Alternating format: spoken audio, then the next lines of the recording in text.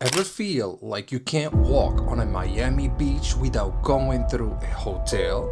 Are the beaches actually public or secretly owned by resorts? And why are tens of thousands of residents leaving Miami every year? And let's break it all down. So don't forget to like your boy's video and subscribe to the channel, and let's go for this video. Beach access, public versus private feeling. Here's the reality. In Florida, beaches are legally public. The shoreline up to the high tide line belongs to everyone. You can walk, swim, and lay on the sand. No hotel key card required. But if you've been to Miami, you know that it's not the case. Hotels lease beach space, drop umbrellas, chairs, and cabanas, then suddenly the public beach feels private. And now every time you go to the beach, you gotta at least pay up at least $30 to get yourself an umbrella. I mean $30. And if you're looking to get one of those big cabanas, whatever, it's at least $150 at least just for you to lay down on a cabana in front of the beach. I am telling you, the prices are ridiculous. And another hotel even told me $250. Insane. It's basically legally public, but experientially controlled. So how did Miami Beach become a hotel hub? Miami Beach was not always dominated by luxury hotels. In the 1920s, developers like Carl Fisher built landmark resorts. The Flamingo Hotel and Casa Fiena put in Miami Beach on the map. The SLS South Beach Hotel opened in 1939, one of the first air-conditioned beachfront hotels, now owned by Sam Nazarian.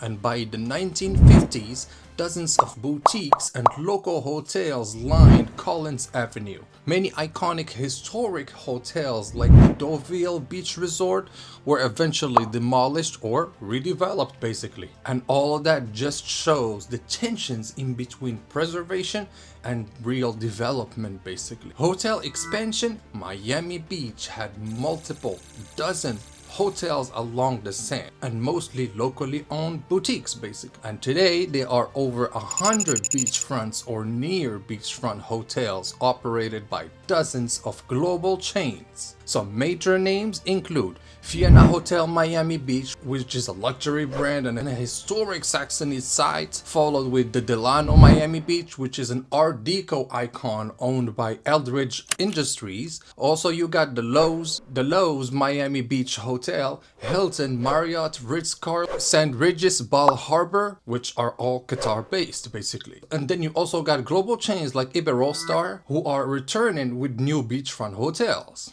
And so hotels basically have shifted from historic, iconic, and all of that to locally rooted spaces to global brands, shaping both skyline and beach access. The future.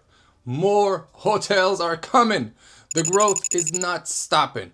Luxury hotels, condo hotel hybrids, and international chains are expanding. Iberostar is opening 2 new properties in South Beach. And former historic sites like Deauville are being redeveloped into larger resorts. Every new development adds more beachfront space controlled by hotels, shaping how the beach feels. And legally, the beach is public, but the experience increasingly caters to tourists and not to the everyday people, residents living in Miami. And from experience, like literally you cannot get to the beach if you are not in one of the hotels. Or if you really want to go to the beach, you really have to go to a very secluded area of the island. And as soon as and from that spot, you can actually get to the beach, and then you can start on your whole walk on the beach. But at that same time, cops might be on your ass. All I'm saying. And so who's leaving Miami and why? Now let's talk about the people who live in Miami. Yeah, that's for my people.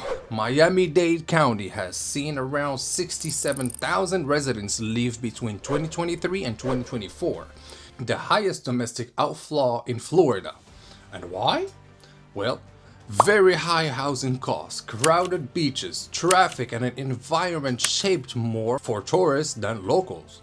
And at the same time, international migration brings nearly 124,000 newcomers, keeping population growth positive. So Miami is basically losing long-time residents while gaining new ones every year, basically. A dynamic that impacts who truly uses the beaches. Public beaches that feel open.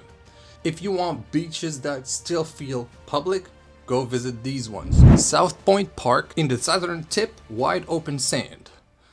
Then you got Lummus Park, iconic along the Ocean Drive, followed with North Beach, which is quieter and it's got more of a local feel. You also have the Oliver Park, which is undeveloped natural shoreline. And you also have the Virginia Key Beach Park, which is a historic and community-oriented kind of beach. And these areas actually prove public beaches can actually exist when cities actively preserve the access. And the whole takeaway from this, Miami beaches are locally public, but the experience is shaped by hotels, development, and tourism.